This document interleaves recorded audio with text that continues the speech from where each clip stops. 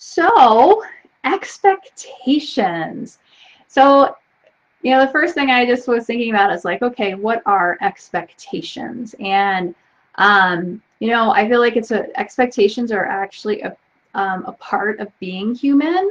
Um, it's a way that our minds help to make sense of the world and try to find some safety and security, even though what I'm going to throw out is that expectations are a false sense of safety and security. All right. It's a way that we're trying to feel like we have control over the world. And we don't have control of the world, unfortunately, which can be very scary, can feel very scary. So the mind wants to make sense of all that.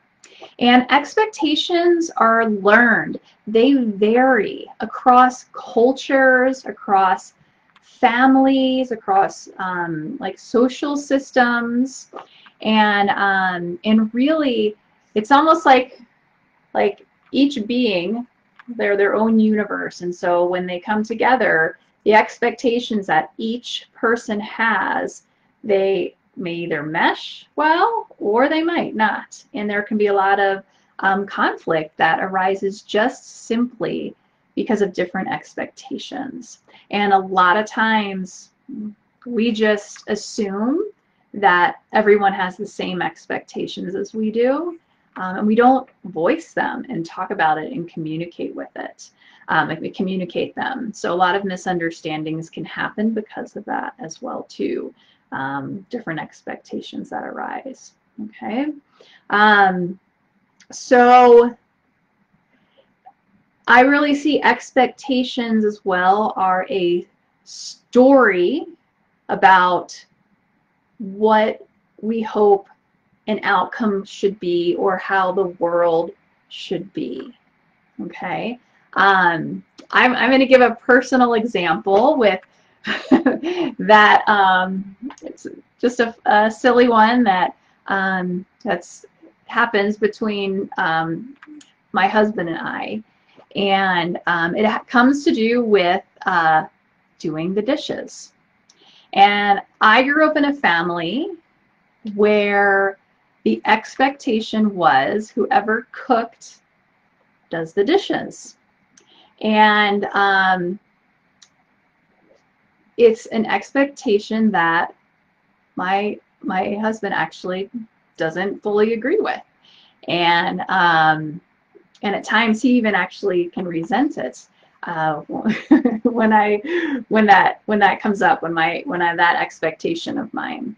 And it's definitely something we've talked about. I have to keep, it's such a funny, silly thing, but it's so ingrained in me, and I have to keep constantly working on that when, especially when I cook. And I also have an expectation, of course, of like, it should be done right away, all of that, and working with my own reaction in that. And because it can bring up a lot of anger and resentment. So that's the thing that happens a lot with expectations, because they're an outcome, there is a desire for an outcome, and when that doesn't happen, anger, resentment, frustration, irritation, all of those, I would say, anger spectrum emotions can come up pretty quickly.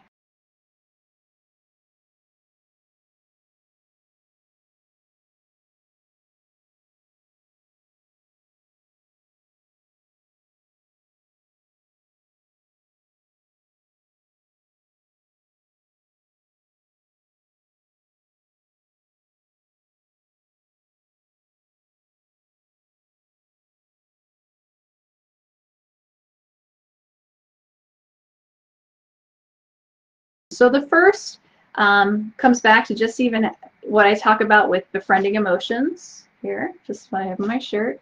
That first off, starting to be aware of and take responsibility of those emotional reactions and getting curious. Why am I reacting this way? And asking, like, what do I expect Like, what am I expecting that's not happening? So starting to really question that. And the thing with it is when we can uncover an expectation, then we get to start to have some choices, right? It's really thinking like, is this an expectation that, okay, I want to find a way to let go of it. It's not serving me anymore. Maybe it's something, again, learned in childhood, learned at school, you know, whatever condition, wherever it came from. Or it might be saying like, no, it's not one that I can let go of, and starting to take ownership of, have I communicated this? Have I talked to someone about it? Or I'm just assuming that they can read my thoughts, that they have the same expectations. So that communication piece then comes in, where being willing to be honest and willing to speak in a respectful, you know, kind way to get that message across. Okay. So instead of, again, reacting out of that anger, resentment, trying to come from more of a just kind, compassionate place. And it might take time. You might have to walk away from a situation to be able to go through that process. Okay. So it's really similar to just that meeting any type of emotion that comes up. The other thing that was really helpful for me when I learned it, and for those people I've shared this with, it's this little formula, and I put a little post about this earlier in the week, can really simplify it. It's a really nice concrete practice. So the practice is, so I mentioned that word outcomes. So expectations have a lot to do with expecting or assuming a certain outcome or a way someone should be or the world should be. Okay. And we have no control over outcomes. Zero. Our mind likes to think it does. And at times it may have gotten an outcome correct, trying to predict it and make it happen. And so it will hold on to that as like, yes, I can predict this. Like, I have control over the outcomes. But to me, it's just happened to be luck of the draw. We do not have control over outcomes. So what do we have control over? So it has to do with ourselves. It's our intention, and then our actions towards that intention.